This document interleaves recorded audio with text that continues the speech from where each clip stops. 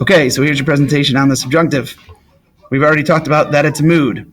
We've already talked about going to the O form, dropping the O, and then adding your new endings. I've already showed you the regular verbs, and we've done a bunch of irregulars. One thing I just want to point out is most verbs that end in CIR and CER have the Z.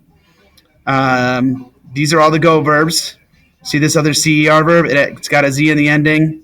Okay, so that's something on the worksheet you did in class on Friday, but if you see verbs that with the CER and CIR, they often get a Z. We talked about cargar are. We talked about stem changing verbs and the fact that they don't stem change in the nosotros and vosotros forms. Except IR verbs. They do stem change in the nosotros and vosotros forms, but they're E to I and O to U, as we see here. Here's a list of all the irregulars. What's next? All right, subjunctive form of I is haya.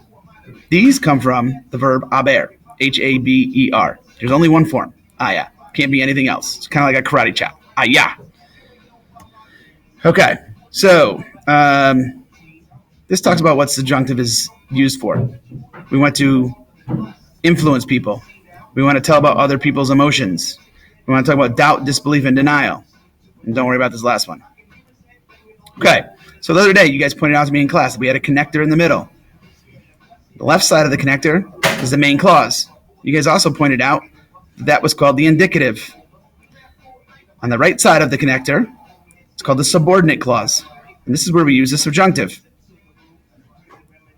If you need to write this down, I would pause it. One thing you need to notice is just because you have the word K doesn't mean you always use subjunctive. The main clause contains a verb or expression that triggers the use of the subjunctive.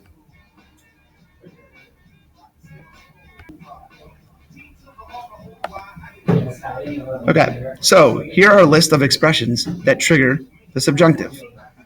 Es bueno que, es importante que, es mejor que, es necesario que, es malo que, and es urgente que.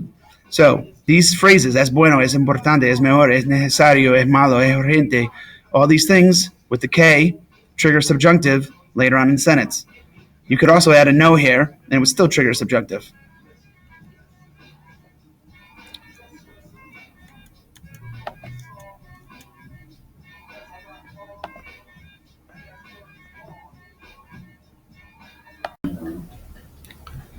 So if we look at this, so I went back to the slide before. If you want to say it's important that the teacher speaks Spanish, you would say es importante que, or es muy importante que el profesor hable español. If you want to say it's good that the students speak Spanish, we would say es bueno que los estudiantes, this is in the indicative, hablen, subjunctive, español. Here, it's better that. This is in the indicative. Es mejor que ustedes hagan, the subjunctive of hacer, la tarea. Es mejor que hagan la tarea. Es necesario que nosotros estudiemos. Es necesario. That's a phrase that triggers subjunctive. Que estudien, that you all study. That's subjunctive.